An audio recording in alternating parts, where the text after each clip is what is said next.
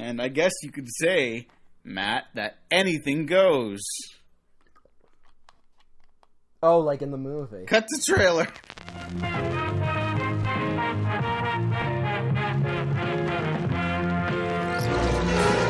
Willie, we are going to die.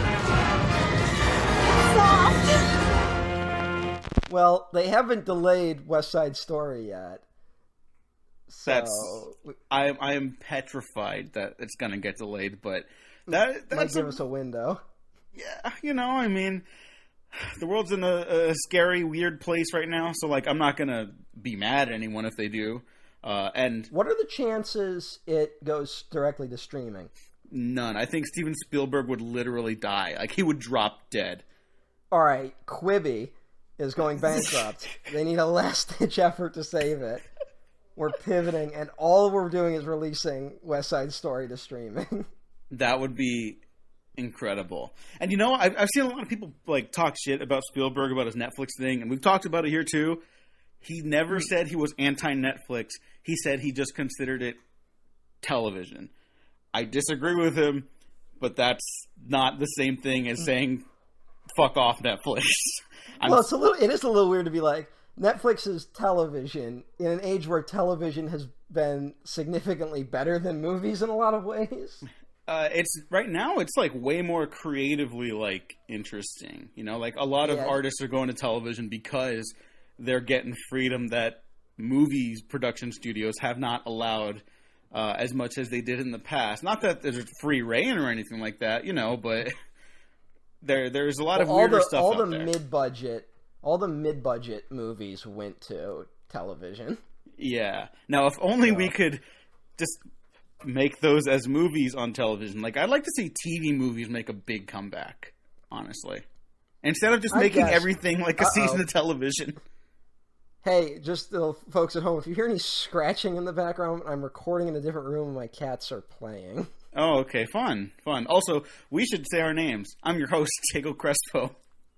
How do they not know? I don't know. Maybe someone's like, I feel like listening to a podcast about Temple of Doom I feel like starting with the Temple of Doom podcast of something called Happy Amblin on something called the Waffle Press. Yes. Sure. Weirder things have happened. Hey, I gotta say this real quick. So we're still, we're at the very beginnings of the, what I assume is super successful reopening of America. Oh, boy. And we've been under quarantine for a while now, and a lot of podcasts I listen to have been forced to pivot to recording from home, right? Right. And I listen to a lot of podcasts with much higher viewership and with significantly better guests than the Waffle Press, and their audio is so bad it makes me feel a lot better about how I sound on this show. Yeah, take that, nerds. And I'm recording on a fucking blue snowball. I am recording on it. What am I? Ice cream cone? What is this one? The Yeti? Yeti, I think. You're on a blue Yeti? Yeah. All right. Did I ever tell you the story? Nice. Did I ever tell you the story about the Johnny Quest Yeti episode? No. This is actually kind of related because it does remind you of Temple of Doom, which we'll get into. We're not going to really go over the history on this one, I don't think, too much, because you kind of get all the history of Indy in the Raiders episode. But we could talk a little bit about the production of this one, obviously.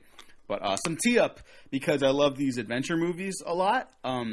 I loved Johnny Quest as a kid a lot, too. So there's an episode where I always wanted to see, like, Indiana Jones fighting monsters, right? But there's an episode of Johnny Quest where they end up fighting, like, these Yetis, and it turns out to be, like, a Scooby-Doo type situation where the Yetis are actually, like, terrorists terrorizing this, like, this town in Nepal below this mountain so they can, like, steal from this ancient temple or whatever, right? And so the gang leads the townspeople and their leader up to the ancient city where these terrorists are hiding out for the final confrontation. And they get there. Everyone is dead. They're strung out. Like, it's really scary imagery. It's, like, really kind of harsh. Like, the costumes are torn apart. and everything. Which Johnny Quest is this? I don't remember the name. We'll have to look it up right now. But what was was it the? Oh, it's the original one. The original, okay. Yeah, and all the terrorists in the Yeti costumes are dead, and then they're like, "What could have done this?" And then you just hear this piercing scream from the mountains above them, and this slow zoom into something walking away in the distance. And it's an actual Yeti, and I don't know why. No, I do know why. That scared the shit out of me. That sounds great. It's really good. The OG Johnny Quest, while also racist like the original Indiana Jones films, is very entertaining, and I really recommend it, apart from the racism. That reminds me of there's a great, I think it's Peter Cushing's in it, called The Abominable Snowman of the Himalayas. I think it was a Hammer horror film. And there's a lot of stuff like that where like you don't really see it and you just hear it yelling in the distance.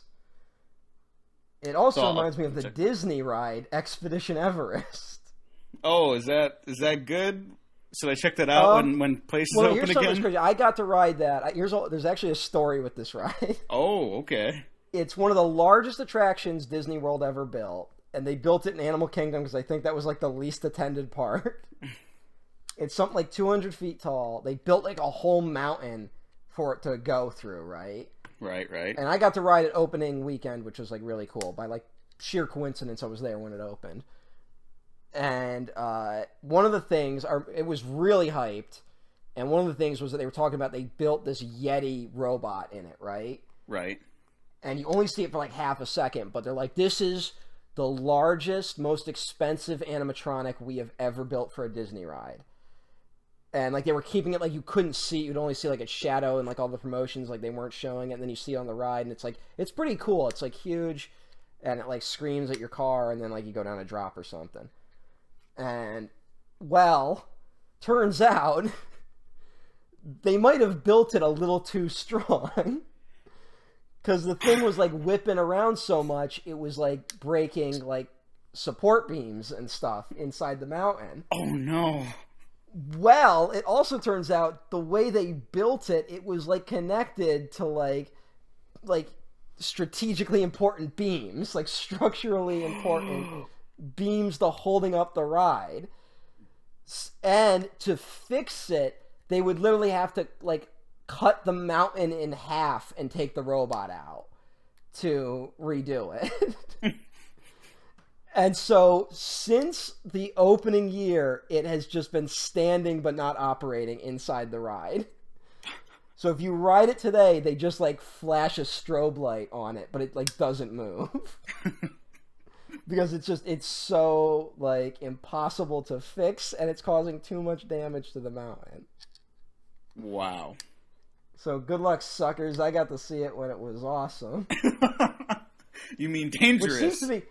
Which seems to be something going on with a lot of Disney attractions today, where like you hear about like all the work they put into stuff, and then like it backfires on them. Like if you've been keeping up at all with the Star Wars Land they recently opened, where first of all, like they drove all the crowds away because they overhyped how many people they thought were going to show up. Yep.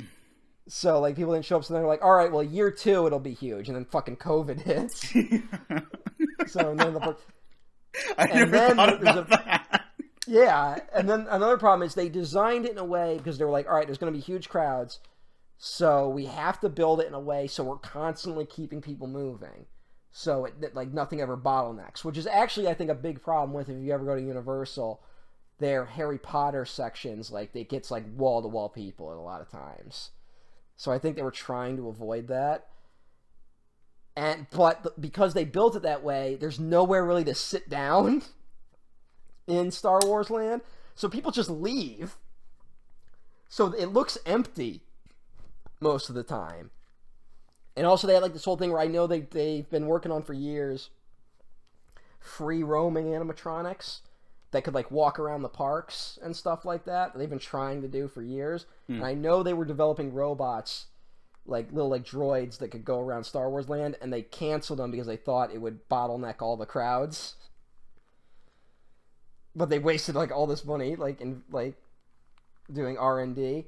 And now you got the like the 2 rides they've opened are so overly complicated. Like, they're supposed to be great when they work, but they're so overly complicated that, like, the smallest thing goes wrong, and they have to, like, shut the ride down. Oh, no.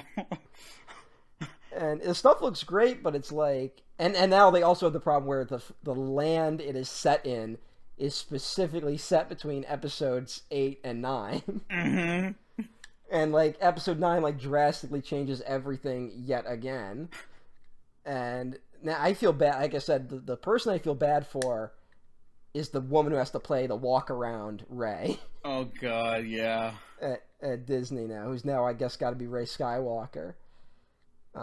Although if you want some adorable videos, look up that whoever they have doing the Rey, or at least they did at the beginning, has been doing a fantastic job. Like, doing stuff with, like, where she can, like, take kids on, like, a secret mission and shit.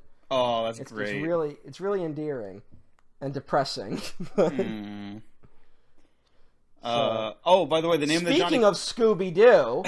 No, by the way, the name of the Johnny Quest episode is Monsters in the Monastery, and because the original Johnny Quest series only lasted 26 episodes, it's the second to last episode of the series. Oh, wow. Yeah. Wow, that's nuts. Well, they really went swinging at the end. Oh, yeah. And that's a Hanna-Barbera show, right? Like...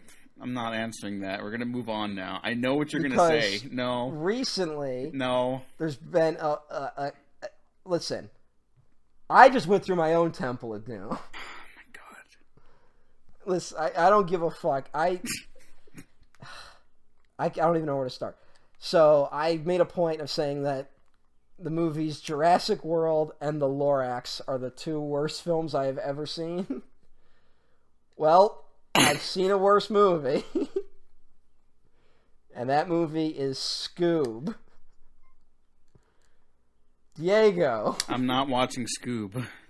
Did you see Scoob? No, I did not see Scoob. What do you know of Scoob? That some people are like, it wasn't that bad. And then everyone else who went in completely blind is like, that might be one of the worst things I've ever seen. Yeah, it's fucking terrible. And listen, Dan Doherty, who is a big fan of the podcast, he's a Patreon fan, gets some shout outs from time to time, gave a fairly positive review saying, like, look, it's nothing special, but it's a kid's movie. And I'll be honest, I respect Dan Doherty a lot. I don't know what the fuck he's talking about. Sorry, Dan. Scoob was like, it just started off really bad, but it wasn't the worst. I'll give it that. For the first, 10 minutes, it wasn't the worst movie ever made.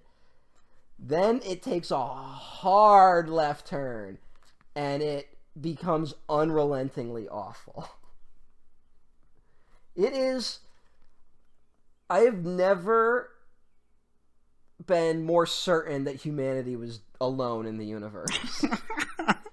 Than while watching Scoob. No just or sane universe would produce that.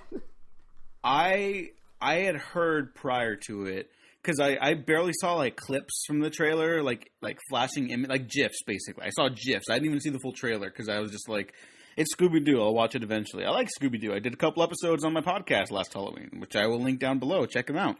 And then I had heard from a friend that they were preparing a Hanna-Barbera cinematic universe, and they're going to use Scoob as a launching pad. And I was like, oh, like Iron Man? And they were like, no, like Justice League. And I was like, are you sure? And they're like, yeah. And that's all I heard, and I was like, probably over-exaggerating. And then I heard another friend tell me the same thing, minus the Justice League comment, and I was like, oh, no. So what is the general plot of a Scooby-Doo episode? Kids go try to explain it in the least complicated way possible, because I know that Scoob just goes over some people's heads these days. But the gang of mystery-solving teenagers and their talking dog Scooby-Doo stumble upon a mystery and a spooky monster that turns out to be a man in a mask. Yeah, Scoob is a superhero movie. Yeah, that's what I'm starting to hear too right now. Where Scoob is the chosen one. Oh, what? Yeah, there's some... Alright. Fucking Dick Dastardly from the Wacky Races is in it. I'm cutting all of this, by the way. This is No, you're leave this in. I will fucking walk from this podcast. I will release it early. If this is not in the episode, I'm fucking walking. I'm hijacking this to spread my gospel of hatred towards the film Scoob and the entire mentality behind it. I still have a lot to say about Temple of Doom. We'll get to it! Okay. I could just replace you with my Mexican co-host, Mark Burrito. Listen. Dick Dastardly from the Wacky Races is the villain of the film Scoob because he opened up a portal to another dimension where his trusty sidekick Muttley, remember Muttley? Not really. Muttley, who other than Scoob, or like Muttley and Scoob are the only two people in it that are voiced by actual veteran voice actors, by the way. Oh, okay. And so Muttley got trapped in another dimension.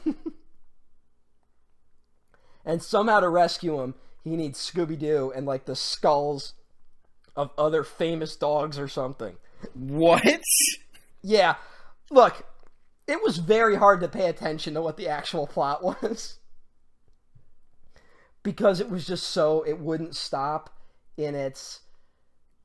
Simon Cowell shows up, and then Scooby and Shaggy start singing a song from fucking A Star Is Born.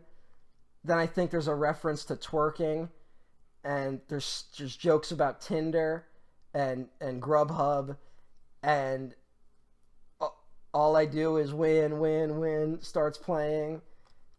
And like that's like every second of the movie is just like a series of things like that. That's like the whole movie. Okay, so it's one of those cynical DreamWorks style like emoji movie level disasters. Yeah, but it's like I thought we left that behind. Like DreamWorks is now like DreamWorks is like good now. Yeah, I shouldn't even say that. Yeah. Generally, but it's also like DreamWorks like totally broke the bank. Like not break the bank. That's a good thing. Like DreamWorks crashed and burned pretty hard because they just ran out all the public's goodwill. So by the time they were actually making good movies, no one gave a shit anymore. And you would think that would be a cautionary tale. And like I think the argument people would make would be like, well, what about Illumination or something like that with those fucking minions?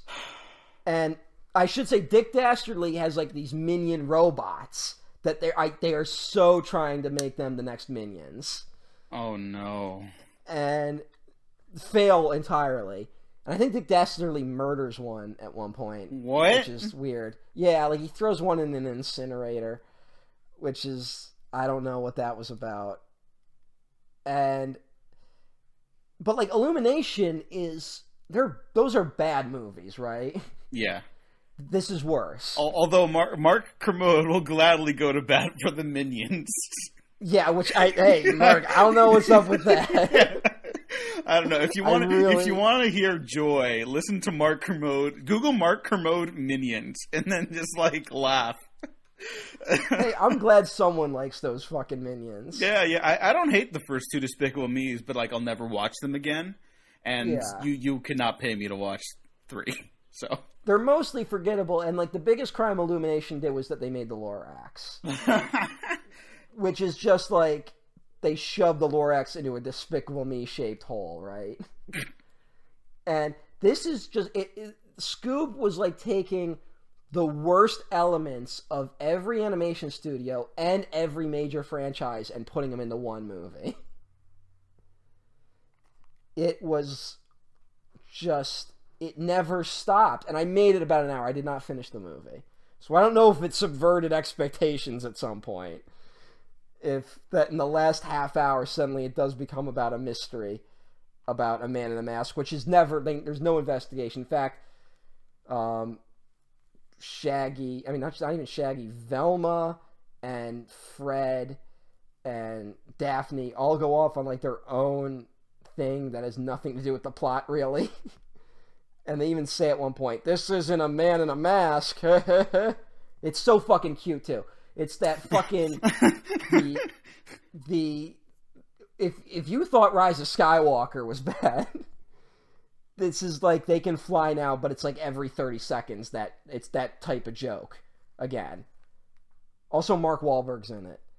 Oh, so yeah, it is the worst movie ever made now. As the Falcon guy. I don't know that character. I know Dynomutt, but I don't remember who Dynomutt shows up and is voiced by Ken Jeong. Okay, see, I like Ken Jeong, but then I'm also aware that, like, he's in Transformers 3, and it's like, he's exactly what you think Michael Bay will do with him, and he does kind of tend to get put into roles like that, and it's like, sometimes he goes too big. So yeah, how is he in this? He's in Pain and Gain. Oh my god, I forgot. And he's in Scoob, though, he's more just, like, sassy. Okay, because I'm a fan. I want him to get a good role again. He's not making jokes about his penis or anything. Okay. Or gayness. But it's just... Or Changnesia. Yeah. And he's very sassy. And then Tracy Morgan shows up as Captain Caveman. Okay, so all I remember from the names you brought up, apart from the Scooby Gang... is Dynomutt. I remember Dynomutt. Do you remember Dynomutt showed up on Dexter's Laboratory? Well, Dexter's Lab had a bunch of like Hanna-Barbera cameos at separate points, right? But there was I remember being like a dark episode of Dexter, and like this could be my like I have not revisited this since childhood, so for all I know, it was just another goofy episode. But from what I remember, Dynomutt like got fucking killed. Like, whoa! Like, he got killed by a villain, so whatever. I don't even know his name. The Falcon guy shows up to Dexter and be like, "I need you to repair Dynomutt." Oh, that's Dexter, right. Okay, I remember that. Wow, that brought it all back. And so he brings back Dynomutt's corpse. And I think like Dexter's like, Dynomutt's outdated. I'm gonna make a better Dynomutt. And then like that, of course, shit goes awry.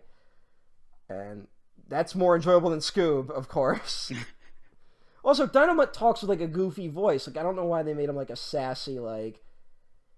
He's because like the Falcon. It's not the original Falcon guy. He's the Falcon's son, and he's also a coward.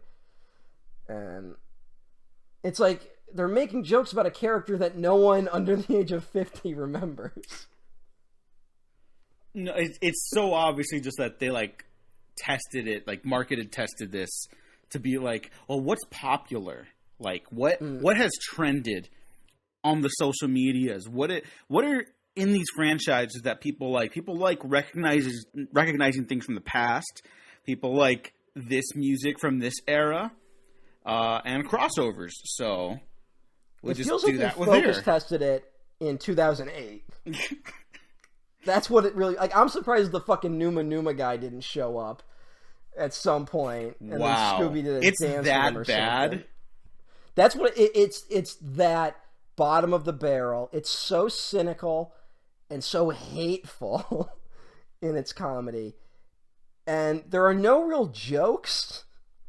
It's all just references or like puns or like there's an app for that. Like it's like, it's full of shit like that. There was one joke that made me laugh, and I can't really remember what it was. It was something about Scooby being the one that does Shaggy's taxes. Like, that was the one joke, and I don't remember exactly what it was, because that was when Simon Cowell shows up. Oh, boy. And then he says that they suck or something. And then they go like, you see, he's so mean, but he's so charming. Which it's like, no one cares about Simon Cowell anymore.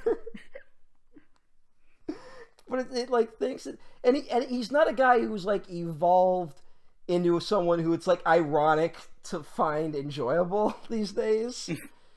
He's not like Gordon Ramsay or like Guy Fieri. Yeah. Like, he's someone who we realized like, oh, we were watching American Idol because the Iraq War was happening. Like, That's the only reason we allowed something like that to get popular. And we all moved on, except this movie. And I think he was the only, unless someone else showed up, he's the only celebrity cameo in it. Which is also something. Well, that sounds. They didn't even bring atrocious. Matthew Lillard back to voice Shaggy. But you know what? I'm kind of glad because he's above that. You know, I would have been nice for him to get a nice paycheck at least. But yeah, it's criminal. The fucking movie's criminal. And I know it's like weird to get like I'm gonna die on the hill of Scooby Doo, because it's not like Scooby Doo's like this fucking brilliant thing that's like a sacred cow or anything, but it speaks to it was the best window into the fact that like all those people you thought Hollywood might have finally gotten rid of are still there. Like all the people who don't understand why the Lego Movie was successful. And if you ever read, like, I would recommend reading the production history of the Lego Movie and all the, like, terrible versions of it that almost happened. Mm. And it's like, all those people are the ones that made Scoob. And it was just so awful. It, like, I just had to bring it up just because it's like, yeah, I avoid bad movies as a rule. So it probably isn't the worst movie ever made. There's almost like I don't watch those disaster movie or date movie movies. Like movies that aren't even movies really. And so, but like of the ones I've seen, only Crash is a worst movie. Wow. Yeah. And it bummed me the fuck out, man, to know that like someone could make that movie. Well, from the sound of it, it might not be someone. It might be just, like, algorithms. Yeah, but even then, that's, like, worse. This is, like, remember that, like, that scene in The Exorcist 3? When George C. Scott describes how the kid from the Police Boys Club was murdered to the priest. And it, like, even shakens the police, like, I mean, the priest. Like, the priest... He's trying to be like, no, God's real, and like, there's goodness, and we're eternal spirits. And he's like, and then Jersey Scott, like, I can't. How can I believe in a God when this happens? And it's like that. I'm George C. Scott, and I'm the priest. Yes. So you're gonna get your fucking head cut off. I know. I didn't want to say it for people that hadn't seen it yet. Oh, spoilers to The Great Exorcist. That's like fucking 15 minutes in. That's not really a spoiler. But it's a good movie. You should all watch Exorcist 3. Great movie. Exorcist 3 is a great movie. Scoob is the fucking spawn of Satan. And I gotta like shoot it. Like, you know, I just gotta put it down and release it. And the best way you can do that is by watching Mystery Incorporated on Netflix currently. Which I will watch after I catch up on my Sidney Lumet and I have to watch the last season of Samurai Jack. As of recording, I'll be watching it tomorrow because it's like the anniversary of its release or something. Hey now, did you ever finish it? No, I never saw any of the last season. I saw the first episode really of Primal though, which is really good. No, I haven't seen Primal yet, but I want to. Yeah, it's Genndy Tartakovsky. Scoob has Udo Kier on it as a recurring character. What? Yeah, as a talking bird. And he's great. And Scoob as in Mystery Incorporated? Oh no, not Scoob, Mystery Incorporated. Okay, I was like, wait. See, that's the thing. Like, you want to settle. That's why Scoob's the title, because it was fucking Focus Test, and they feel like Scoob is just the thing people say casually. They knew I would slip up and say Scoob instead of Mystery Incorporated. Yeah, they're waiting for you specifically, Matt Garingo, to make that mistake. They made this. Yeah, they made this just to fucking get under my skin. Yeah, and now they're like, he's onto us. And not to give into corporate shit. I also watched a movie called The Girl Who Leapt Through Time. I watched that last night, and it's another animated film, and it was so good, and made me really sad. and there's like a little beautiful, little like kind of science fiction fantasy story, coming of age story, and it just shows you what animation could be if we can wrestle it out of the hands of the people who made Scoob. And now that we're half an hour into this recording, let's talk Anything about goes. Indiana Jones and the Temple of Doom. Matt, do you remember the first time you watched Indiana Jones and the Temple of Doom? No. Me neither, actually. Actually, no, that's not true. Oh, okay. Well, I'm serious. I don't remember. I just knew it would be funny to say that. Okay. All right, it's where my dad hates this movie. Mm-hmm. So as a child, he only owned Raiders of the Lost Ark and The Last Crusade. So those are the only two I saw for a long time. And then one, I believe, summer, I was visiting my grandparents and went to California Video, and I rented Temple of Doom, and that's when I saw it for the first time. I might have rented it from Hollywood Video. I used to rent the Young Indiana Jones a lot. More than the movies, actually. All right. Yeah. Young Indiana Jones. Don't know what that's about. The best thing about Young Indiana Jones was that every episode was bookended by 100-year-old Indiana Jones. Not in the versions I saw. Yeah, that's the thing. They edited him out. Uh-huh. Like, what was that about? I don't know. I think they wanted to make them more like little films so they could sell them to... I think the plan was that George Lucas wanted to sell them to like schools because they were quote-unquote educational, you know? He wanted to like inform kids of like the world history and stuff. He was like trying to... It was like when Jim Henson was like trying to be like, I'm going to make a TV show that brings about world peace. Kinda, yeah. Yeah. But yeah, I guess that did not take off. No, but I like it. Anyways, that's not the point of this podcast. The point is that the development of this is not like crazy. Just I think everyone knows at this point that George Lucas and Steven Spielberg were kind of in a weird place in their lives, and both going through divorces. Yeah, and then both men would later attribute the film's tone to their moods and their breakups of relationships, and quite frankly, you can basically feel this film being directed by Steven Spielberg's erect penis. That's a real healthy way to respond to a divorce. Yeah. Although I can't really knock him when every James Cameron movie you can tell when he's going through a divorce or when he's married. Like every James Cameron movie has that vibe. I think that's why most people, or a lot of people, find Avatar kind of dull on rewatch. Yeah, that you know what? I think you hit the nail on the head. He was in a healthy place emotionally, and that's a problem. Yeah, the only one where he's not either angry at his wife or divorcing his wife. Jesus. Wow. All right. Yeah. That we suddenly cracked why Avatar sucks. No, Avatar's good. I'm just saying. No, it's fine. Avatar's fine. Yeah, it is not a bad movie. Sometimes you just need something simple and clean like that, you know. But anyways. Yeah, it's Avatar is unfortunate where it's like it's the highest grossing film of all time and was like the most expensive film ever made when it came out. Yeah, so everyone's like, that one? And you're like, that's it? Like, it really does not, to those expectations, it does not live up to. Yeah. I think time has been very kind to it. I think the sequels will be the ultimate deciding factor.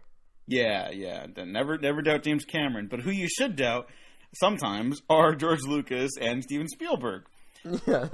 So when initially directing Raiders of the Lost Ark, George Lucas approached Spielberg and said that if he directed the first one, he would have to direct a trilogy. And Spielberg said that Lucas had 3 stories in mind. But it turned out that George Lucas did not actually have 3 stories in mind. George was lying, and they had to make up stories along the way. Do you know about any of those before they settled on Temple of Doom? I don't know. I know the ones between Temple of Doom and Last Crusade, but I don't know the ones between Raiders and Temple of Doom. Okay, I don't know about those yet, so that'll be fun to talk about. But this one was decided that it would have to be a dark film because Lucas was like, that worked out for Empire Strikes Back, the second dark act of the trilogy, or whatever the fuck, right? I don't think that's a bad way to go about it, but maybe not everything needs to be that way. Yeah, maybe not for Indiana Jones. Yeah. Also, hold on. Let's just say that not only do fans misunderstand Empire Strikes Back, but the guy who created Star Wars appeared to misunderstand why Empire Strikes Back is so good. Yeah, not everything needs a dark middle chapter. Yeah. Spielberg wanted to bring Marion Ravenwood back, and the film was decided to be set a year earlier so they wouldn't have to reuse Nazis as the villain. And then they were like, oh, maybe Abner Ravenwood can be a character this time. And then that didn't really pan out, obviously. Lucas conceived a story that would have had a motorcycle chase on the Great Wall of China, followed by the discovery of a Lost World pastiche with a hidden valley inhabited by dinosaurs. Another idea was going to feature the Monkey King or something like that. Mm-hmm. And then I know the Monkey King idea. Yeah, and then China was like, we're not letting you shoot here for that. so then they were like, fine, we'll do something else. And that was when China was like really against that kind of stuff. I think so, yeah. And like, is this like the last Emperor, the first movie where they're like, we're gonna let you film at Chinese landmarks? I think so. Yeah.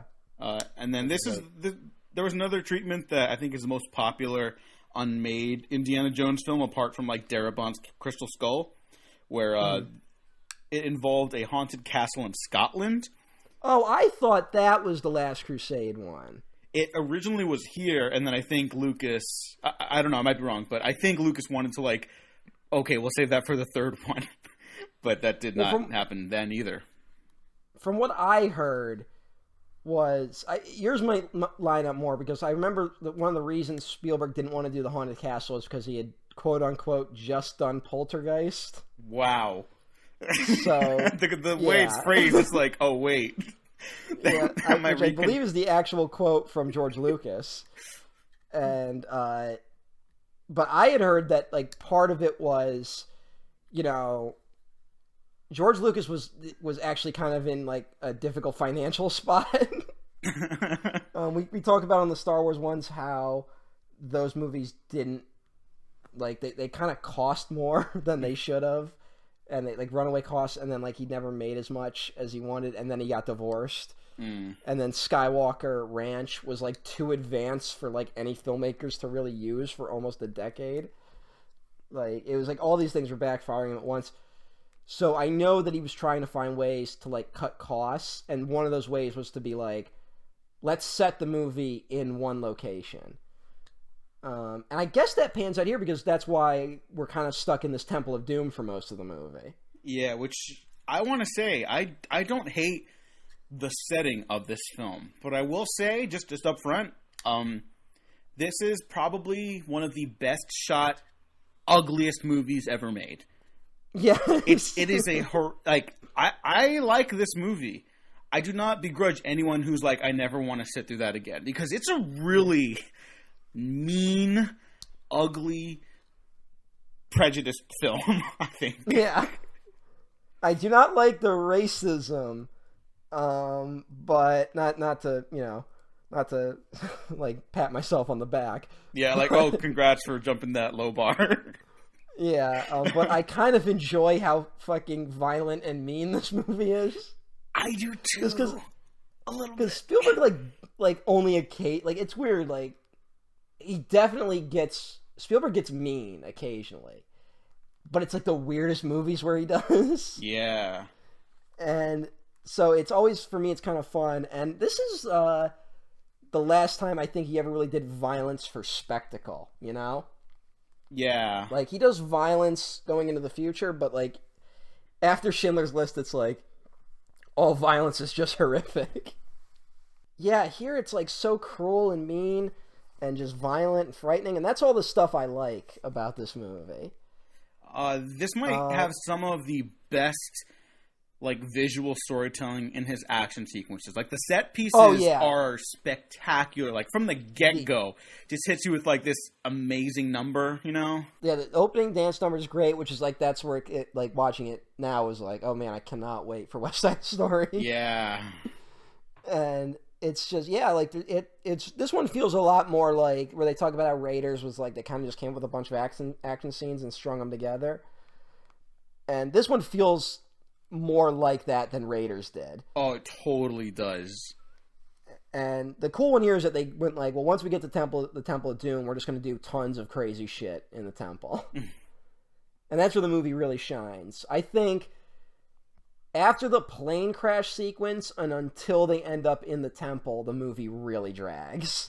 It really does. And it's very white saviory, which all the Indiana Jones kind of are, but this one, it is just like blatant, like no forethought whatsoever.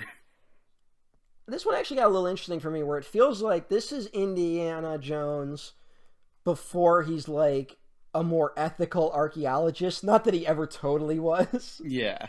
Like he's always stealing artifacts, but like this one, he's straight up doing it to get a diamond. Mm-hmm. You know, like this one, the opening sequence, he's trading a dude's ashes for a diamond, which is not a great thing to do. Mm-hmm.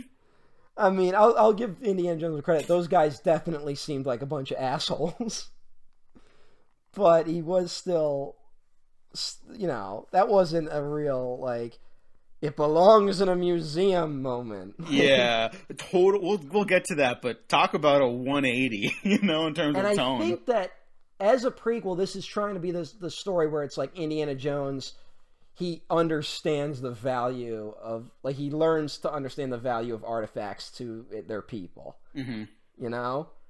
Yeah, there's some background on the writing of this film, which I don't think is great. But even Lawrence Kasdan has this quote where he's like, I just thought it was horrible. It's so mean. I didn't want to be associated with Temple of Doom. There's nothing pleasant about it. And I think it presents a chaotic period in both Lucas and Spielberg's lives. And the movie is just very ugly and mean-spirited. So he really did not like it. So George Lucas hired Willard Hike, thank you, and Gloria Katz to write the script because their knowledge of Indian culture. And listeners of this retrospective will remember them from popping up occasionally in the Star Wars retrospective. They were two of the uncredited writers on Star Wars. And if the Close Encounters episode is out finally, I believe they also did some uncredited writing on Close Encounters. Yes, and they spent 4 days at Skywalker Ranch just doing story discussions with Lucas and Spielberg prior to the filming, and that the plot would need to consist of two notions from George Lucas: that Indy would recover something stolen from a village, and he has to decide whether or not to give it back, and that it would start in China while working its way through India. Those are the two things. Now, watching the film as a whole, it's very clear that it is really just those two things. But I don't think that's like a bad jumping off point. But really, like you said, this really does feel like set pieces strung together by like bare minimum. Does Indy really have like a moral debate about returning the thing? No, he doesn't. And I think this film sorely needs it. Yeah. Well, this movie, it's so like it is something where I think a big problem with this movie is that they try, but the Temple of Doom is not intimidating until you get there, you know? Mm-hmm. Like, there's no real suspense or build-up, whereas Raiders of the Lost Ark, there's something scary about, like, just even talking about the Ark. Like, the whole movie, like, anytime they even mention it, like, shit goes crazy. Mm-hmm. And here it's like we don't even know why would Indy be weirded out? Like, we don't know what we're going towards. Yeah, I like that there's a mystery kind of like this stranger in a strange land element, but then you get into like all this Orientalism and bullshit that's like really gross. And then a part of me is also like, well, I kind of like that it's not that scary. It is kind of like a funhouse movie at times. But then again, that's just like straight up like racism in the text of the film. Yeah. So it's like I'm trying to enjoy this nice cold beer, but there's a bee in it. So, and then you keep trying to enjoy other things, but there's more bees in them. So it's like that. It's like that really culturally sensitive dinner scene that happens at the palace. Oh, and then that is just like that's not even fun. Like, wow, they got away with that. Like that's just bad. Yeah, that's an insane scene. Yeah, like Jesus Christ.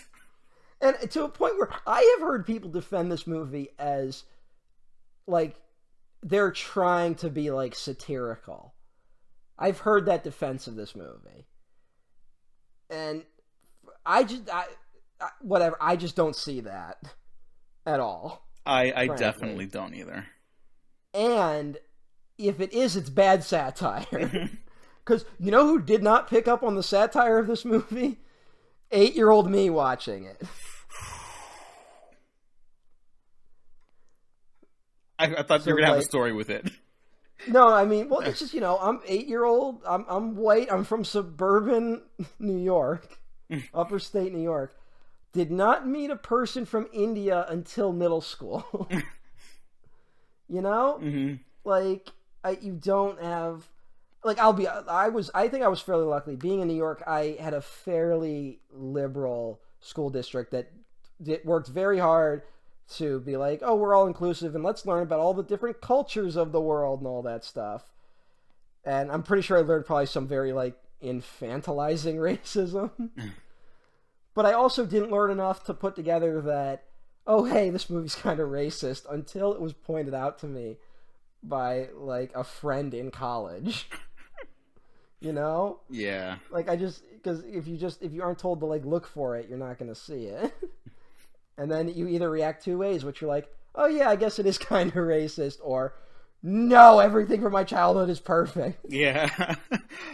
Like, we've talked about that a lot. Just be willing to acknowledge that stuff is worth discussing. There's nuance. You can like things that are problematic, but don't just, like, uphold it to this perfect standard. Don't shut out people's complaints of it, especially if it is not about your cultural history in particular. Yeah. There was an idea initially for the sidekick character. We all know the character is now Short Round, but initially it was going to be, according to George Lucas's initial idea, a young virginal princess. But Hike, Katz, and Spielberg were like, no, thank you. Hey, George. Yeah. Okay then.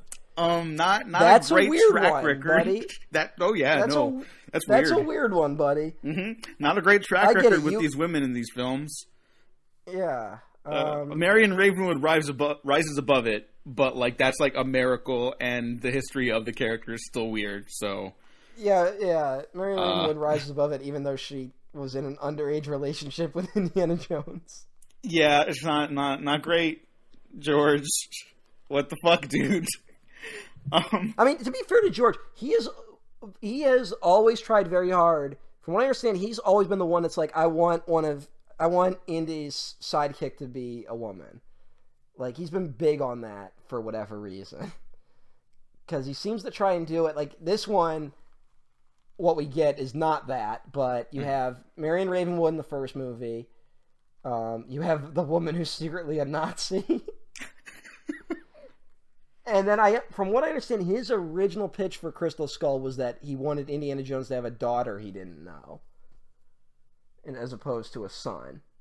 And Spielberg was the one who said no to that, which is how we ended up with Mutt Williams or whatever his name was. Yeah, Mutt Williams. We'll get to that eventually. And here's something I just discovered, like really, really recently, like right now, that Lucas, Hike, and Katz had been developing Radioland Murder since the early 1970s. I really like that movie, so that just makes me happy. I don't know if you've seen it. There's a hysterical contract George Lucas signs where he promises to make 2 movies, which are like Star Wars and the Radioland Murders. It's like those were the ones that he sold. One is going to be the biggest franchise of all time. The other is a movie no one remembers that took fucking 20 years to get made. Only I remember it, and I don't care. It's solid. It's a solid little movie. A movie not on Disney Plus for some reason. That's weird. There's like obviously murder in it, but it's not even like these are going to end up on Disney Plus at some point, and these are like Temple of Doom is vicious. No, they're not going to end up on Disney Plus. Oh no. From what I understand, Disney Plus did a weird thing where they tested it in like the Netherlands or something. And the Netherlands version had like every movie that Disney owns on it, right? Right. And then they just started like removing stuff based on like complaints they got. Wow. Like they were testing the boundaries of like what they could put on Disney Plus. And which is why like Adventures in Babysitting isn't on there, because it's like that's like a PG-13 movie, and I believe that got like some complaints from parents.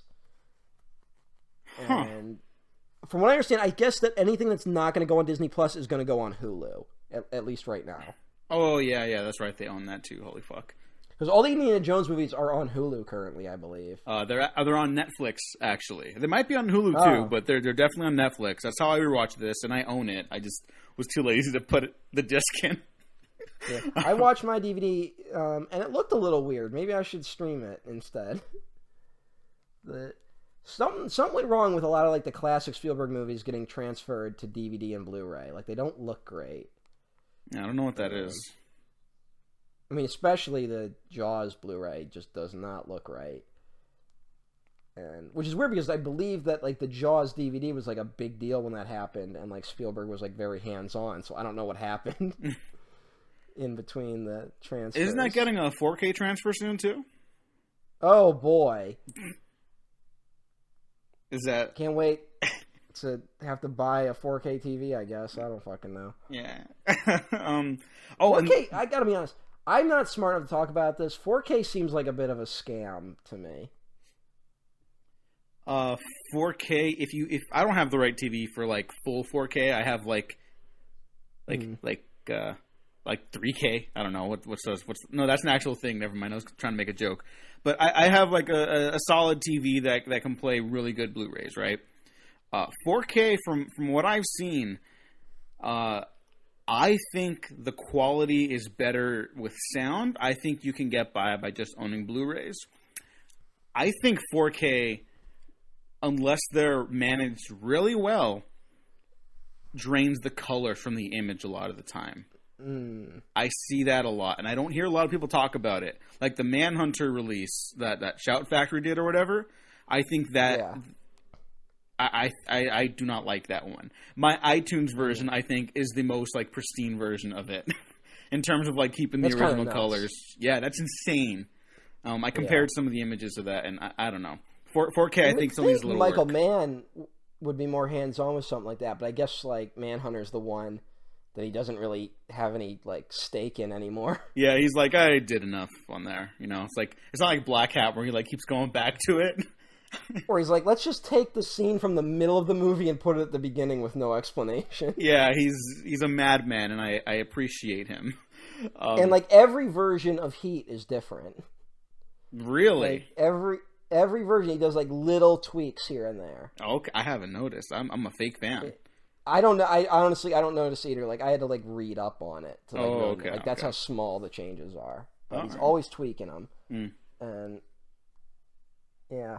So I don't know, because I recently, I might have dropped some money on a new computer recently, and I was looking at monitors, and a friend of mine was like, you gotta get 4K, you gotta get 4K, and I'm like, dude, they're like, the cheapest one is like $800, and it's like, and it's just, it doesn't look that much better, and I'm probably gonna use my computer at most to watch some movies and play Roller Coaster Tycoon.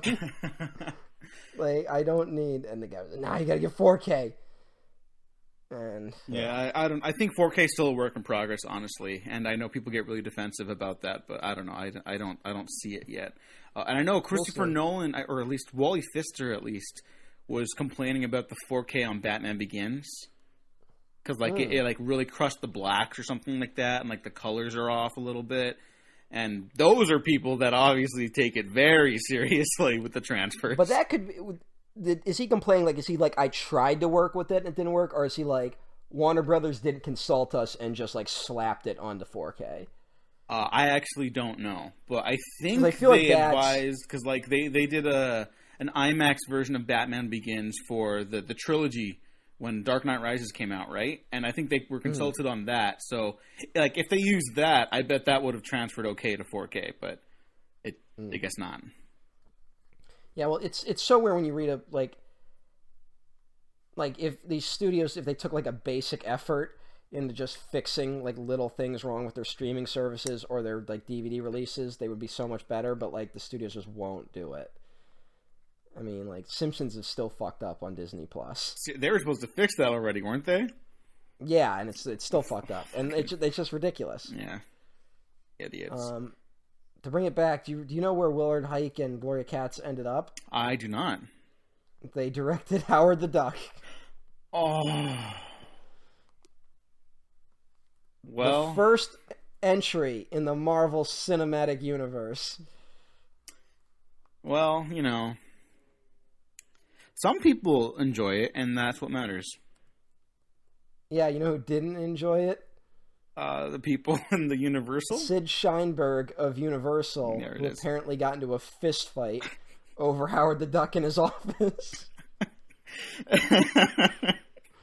Urban legend is that when the box office returns came in, they were so bad that Sid Sheinberg, and I can't remember the other guy's name, Ned Tannen, I believe, who is the bassist for Biff Tannen in Back to the Future, they got in a fist fight over it. Delightful. Speaking of arguments over production and outcomes, the filmmakers were also denied permission to shoot in North India because the government looked at the script and they were like, you're out of your fucking mind if you think we're going to support this. Yeah. So can you imagine being told by a country that, like, we think your film is racist, and then being like, well, we just won't film there? Well, it's not a great look for them. You know what's but always bugged me about Indiana Jones is that, like, you definitely couldn't fix all of this. You know, there's always going to be problems with this story. But there's so much talk about the British Empire in this movie.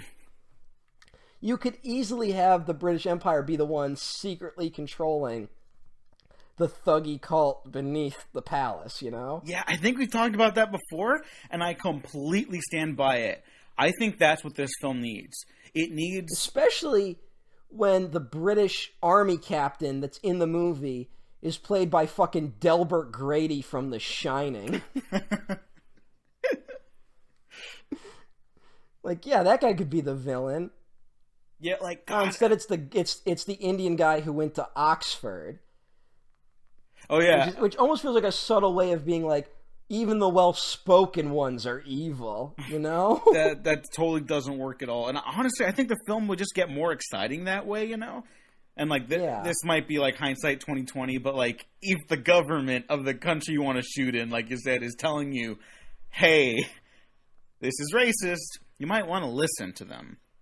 Yeah, you might want to at least try and fix it a little bit. Yeah. Because I understand at some point, when you're doing these big movies, like, I sympathize with the fact that, like, at some point the ball starts rolling and, like, you can't stop. Yeah, yeah. And so you have to make this movie. But yeah, maybe change it a little bit. Yeah, because, like, okay, imagine the setup. The same setup, everything, China, the jumping out of the airplane, all that ridiculous shit. We'll talk about Willie in a bit, but let's just hear me out for a second. And Short Round, of course. Then they land in the village and like, please help us. The Temple of Doom set up, yada yada. Then they go there and they expect some big scary thing, right? And then it's just like a bunch of British Empire dudes kicking it, and they're like, "No, we just took up residence in this. We're trying to blah blah blah, set up an establishment here, maybe build a hotel or something. I don't know." And then well, it's before it's like right at the beginnings of the Second World War, so maybe they're like, checking in on their empire to be like, hey, we're gonna need you guys to fight for us eventually. Yeah, that would have been good. And then, the revelation is that, they're taking the kids. There is no cult. They're just, like there's magic and stuff still, but, like, basically they're after the stones because they want to use them against the Nazis, which is, like, kind of like an inverse of Raiders. Yeah, I'm sure that's not, like, going to track all the way through the film, but, like, whatever. That's something, right? And then it's like, it's not perfect. They're poisoning the land, And they're ruining these people's lives. And then that's the conflict Indy has to have. So not only does he have to, like, basically fight against his own white people, but he has to, like, learn to give the people back their history. It doesn't belong to him. I think the better version, like, I think that we've just kind of aged out of doing stories like this. Yeah, which is probably for the best. The better version of this is something like Princess Mononoke, Oh, yeah, that's just a fucking, like, perfect film.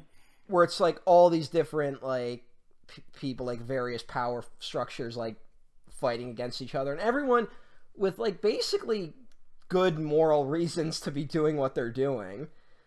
And, positive and negative, consequences to their actions. And then, like, how that can just spin out of control or something, Mm-hmm. Like, that's much better than, like, this where it's just like, oh, there's an evil dude. Oh, okay, you know what else, actually? Does a really good job of a story like this, and it's very clearly aping Indiana Jones.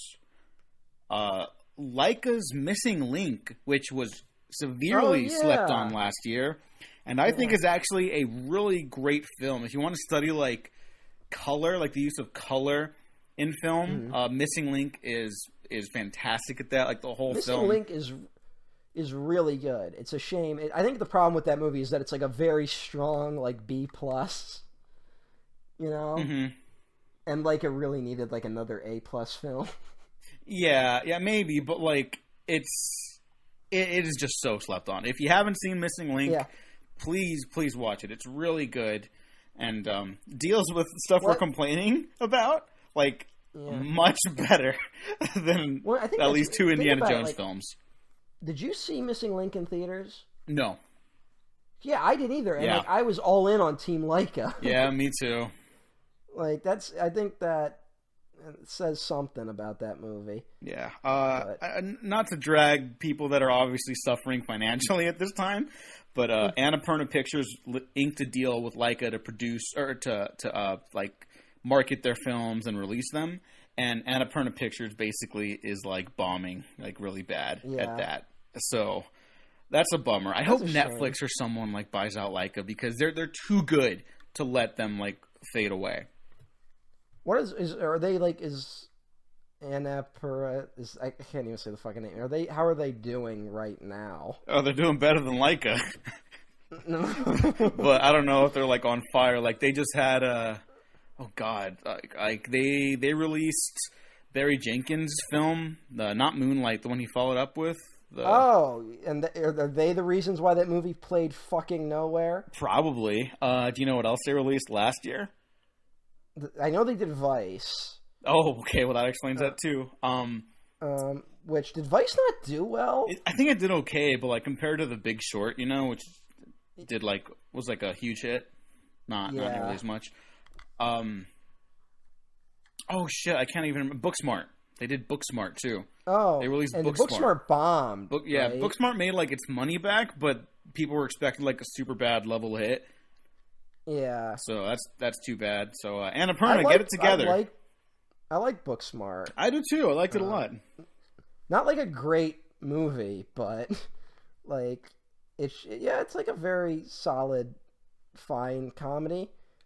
And I was really surprised by how good of a director Olivia Wilde is. I think she has some really strong sequences in that, and it does have a little bit of a white feminism thingy, obviously, but. Yeah, whatever. That was like, it started strong with that, which, like, didn't put me in a great mood. Yeah. But it quickly dumped it. So Yeah. And then that cast is just really good. I like that cast a lot. yeah, that was I liked that movie. I think people should give that movie more credit, I guess. Yeah. Missing Link, I think, is better. But whatever. I'm not here to talk about Missing Link all the way through this. Temple of Doom. I guess another fun fact was that it was originally called Indiana Jones and the Temple of Death. Hey now. I don't know if that's any better or worse than Temple of Doom to represent the entire country of India. What I like about the title Temple of Doom is that it's like very cartoony, because this is a very cartoony film at the end of the day. Oh yeah. And I think one of my problems is I want the movie to be like, oh, we're gonna go to the Temple of Doom, but then like when you get to the Temple of Doom, you like regret it. It kind of like in a way that, odd comparison, like, do you remember like how War of the Worlds was hyped as like an action movie? Yeah. And it was like Spielberg, Tom Cruise, War of the Worlds, and then you watch it and it's like a fucking nightmare. Like, I kind of want Temple of Doom to be a little bit like that. And it gets there in like the misery department. But not like being scary. Like, I want the Temple of Doom to be like really scary, and it's not that frightening. Yeah, like I said, it's a funhouse movie, which is still the wrong approach. He pulls that guy's heart out. Funhouse. It's kind of like it's kind of like the Haunted Mansion. Yeah. Not the movie Haunted Mansion, the ride, the Haunted Mansion. Which is a ride that's just like a goofy little ride with like ghosts, and they sing and like, oh, you got a hitchhiking ghost, haha. But the start of that ride is a dead body hanging from the ceiling. Which every time I go on it, children start crying. That's pretty great. Temple of Doom. Temple of Doom. Not as good as Poltergeist, which is a great funhouse horror movie. Yeah. Maybe Toby Hooper should have done it. Yeah, Toby Hooper. It sounds weird to me. I'm sorry. I know that's the right way to pronounce it now, but I don't get it. Listen, I fucking told you, motherfucker. Okay, but like whatever. It's done. I will work on it. I'll work on it. Are we gonna talk about Willie Scott? Oh yeah. I'm not a fan. She works at Club Obi-Wan. Oh, get it? Because it's Star Wars. A subtle nod to the Star Wars films. Another reminder that Steven Spielberg should have directed Return of the Jedi instead of this, but whatever. Yep. That's my feeling until the day I die, probably. Kate Capshaw, innocent? She's fine. She gives a good performance for a terribly written character. I think I've talked about it before, but like my mom was a big influence on my film viewing when I was growing up, and she's got 6 sisters, and they're all Indiana Jones fans. Can you guess which one they're not a fan of? Temple of Doom. Oh yeah. Oh boy, yeah. No. Not to make generalizations, but I think if you're a woman, this is probably going to be your least favorite Indiana Jones movie. Yeah. Because Willie Scott just screams a lot. Mm-hmm. And never like comes together as like a heroic person, you know? Yeah, or she's just kind of the butt of the joke the whole time and just loses more clothing throughout the entire film. Like, once you notice that, it's like, oh. You expect her to just be... She's the type of character where you expect there to be a moment where she, like, alright, she's gonna rise to the occasion and do, like, the right thing in this one moment. And she never really does that. I was drinking my water. Sorry, Willie Scott. I literally could not remember her name until I rewatched the movie. I was like, who is... I remember Kate Capshaw, but I could not remember Willie Scott's name. And not that that's like a barometer of like the quality of the character or like indicative of the film, but I don't know. Like, I'll remember Marion Ravenwood forever. And I forget about Willie Scott, and that's too bad, because that could have been a fun character too. Like, someone who's dragged along this horrific nightmare adventure. Yeah. But no. Well, that's why, like, again, I want, like, the Temple of Doom to actually be scary, because, like, she would totally work in that situation. Mm-hmm. You know, where it's like, oh, it's like monsters and ghosts and shit like that. And like her running around being like kind of like a Fay Ray type screaming and shit. Mm-hmm. Like that would be really good. But here she's just kind of like, we just want the women in our lives to shut the fuck up. Oh my god. seems to be the message. Also co-starring is Jonathan Ke Quan, who was credited by his birth name Ke Hu Quan as Short Round, the Chinese sidekick. Is he still acting? I don't think so. Let me check. At least not. No, he's not. In nothing like of any note, I guess. No. There's something in post-production called Everything Everywhere All at Once.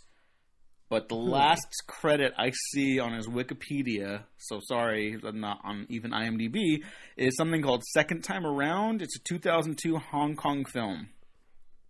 That's all it says. Well, hope he's doing all right. Yeah, me too. I like him in this. Short Round, I could see also raising some red flags in the racism department, though. That's what I got on Short Round. I like Short Round. Yeah. Here's something weird, though. All right. Again, maybe I should have done some more research beforehand.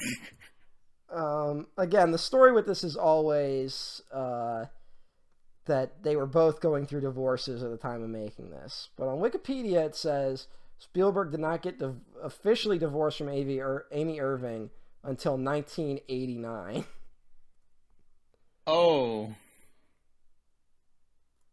Maybe, like, that could mean anything. That just means they didn't sign the papers. Oh, yeah. Maybe they were just, like, on the outs, you know? Mm-hmm. And, I mean, like, a big part of the famous Spielberg-Amy Irving divorce is that I believe the story is that they had written a prenup on a napkin before getting married, and the judge threw it out. And Amy Irving got, like, a huge payout from the divorce. Wow. So, which that maybe is what he was going through at the time. So maybe that dragged things out for a little bit. Well, that's disappointing. Spielberg, as of 2020, is worth $3.6 billion. Oh, I'm not feeling sorry for him. I'm just saying, like, the situation is, yeah, it's just, I just found that very funny. It's just, what the hell just looking at Spielberg, it's like, there's no way this guy would have been successful anywhere but filmmaking. Yeah, I don't know what else he does. He makes movies all the time. Even Michael Mann doesn't make movies all the time, although I think that might be more of a cautionary approach on the production side of things. I mean, the fact that, like, Black Hat somehow cost, like, over $100 million and made, like, 30 cents. Yeah. Actually, wait, I think he shot it for, like, $70 million. Because, like, his movies look way bigger than their budgets, which is, like, incredible. Mm-hmm. Black Hat's the only one where it looks like it cost as much as it cost. $70 million. Yeah. Yeah. How much of that do you think went to all the, like, CGI for, like, the inside of computers? A lot. A lot Black Hat, of it. I know this has nothing to do. Black Hat's an insane movie. Oh, yeah, no, it's... There is exactly 0 commercial elements in Black Hat.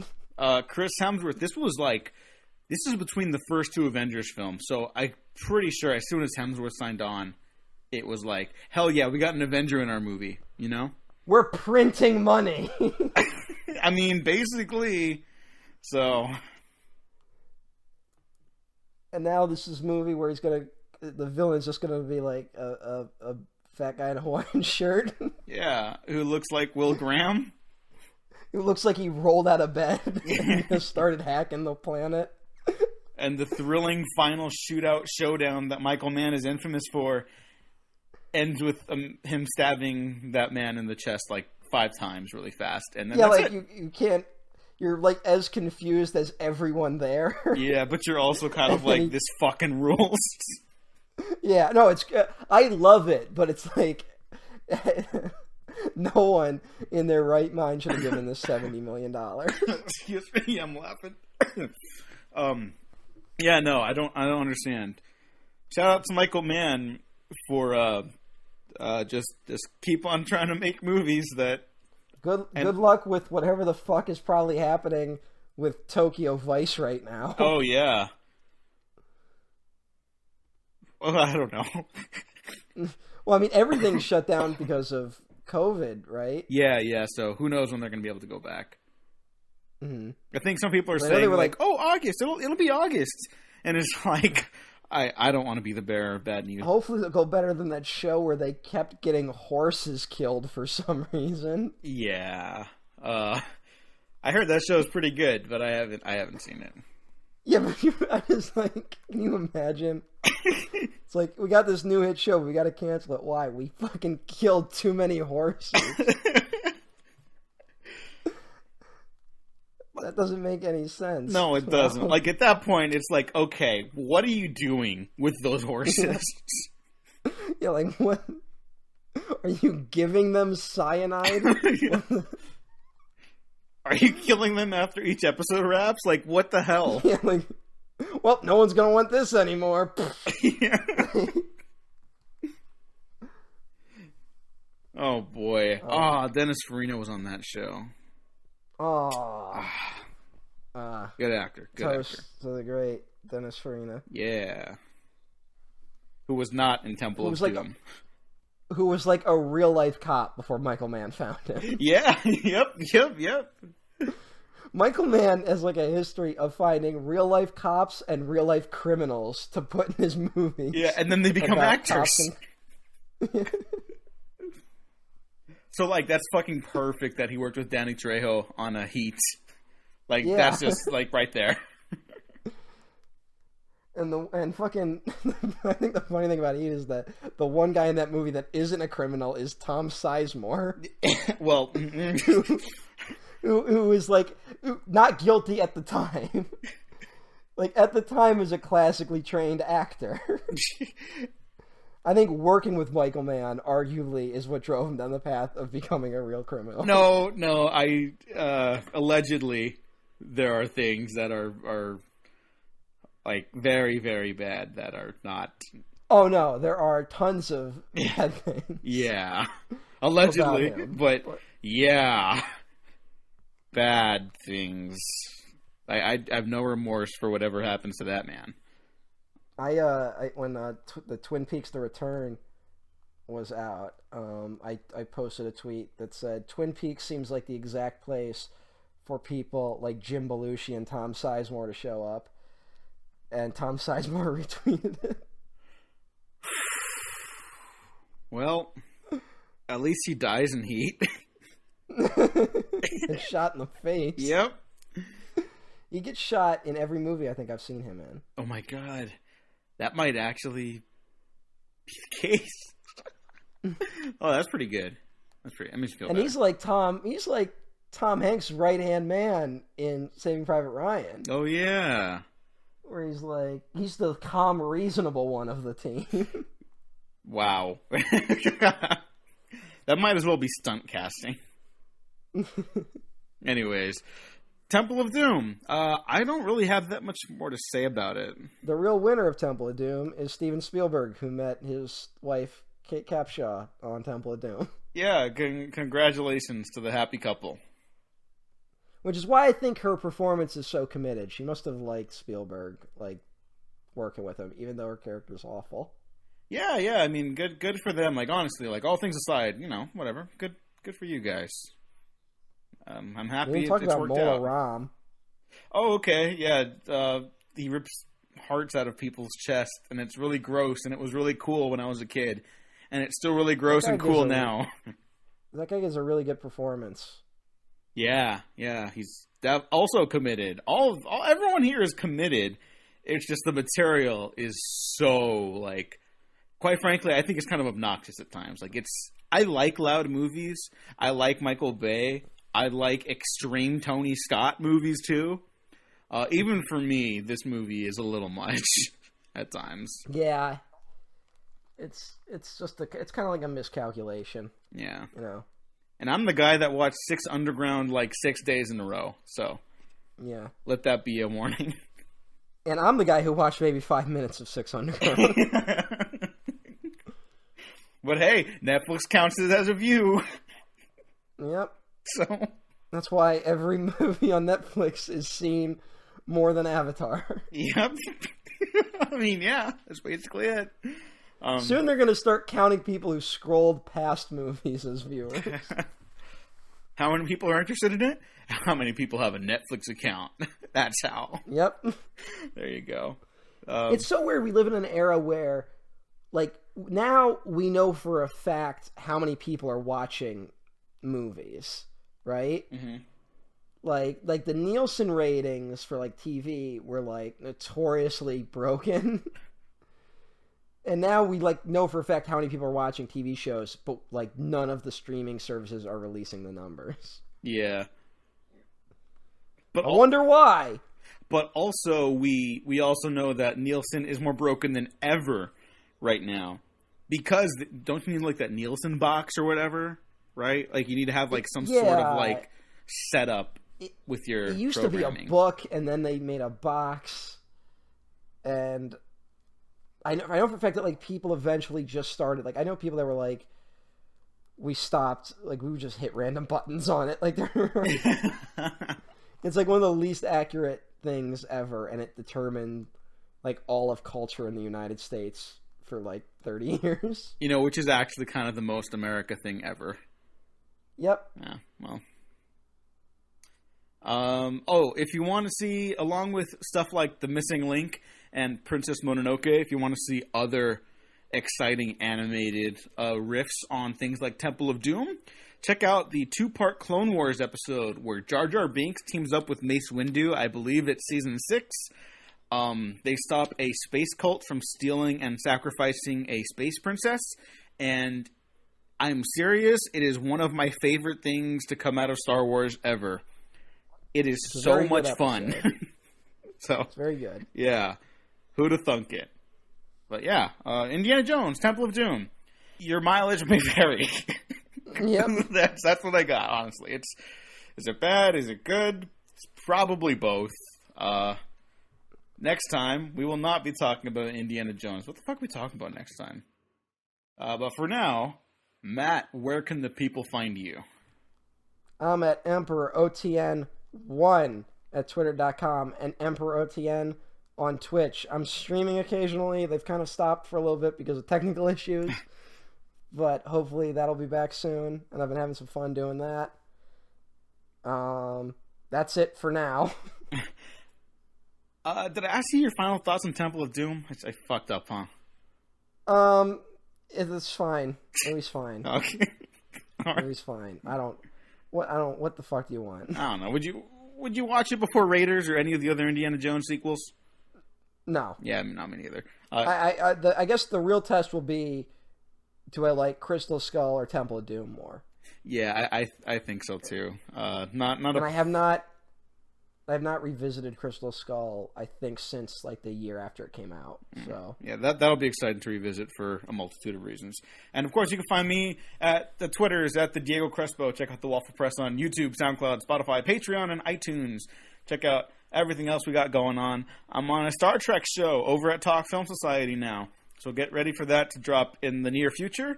And check out the premiere episode of that, or I guess a sneak peek episode now. And Bayhem, that's also happening. That's being released to the public on a bi-weekly basis. Marcelo, if you're listening to this, sorry, I didn't keep track of the release schedule.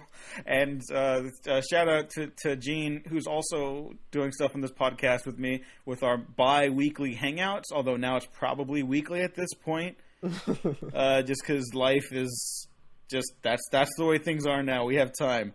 So thank you, everyone. Soon to be daily and broadcasted from a bunker. I'm just going to go full on, what's that fucking Jim Carrey movie? The Truman Show? That'll just be my life. Oh. But every hour I'm going to be talking about a different movie. There you or go. show. Yeah, there you go. That's gonna be the future. That's what we're cresting towards. I don't want to think about that right now.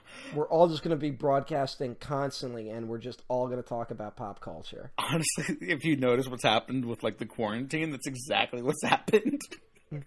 So, hey, we're ahead of the curve. Can't wait to watch the show where celebrities watch shows or whatever the fuck.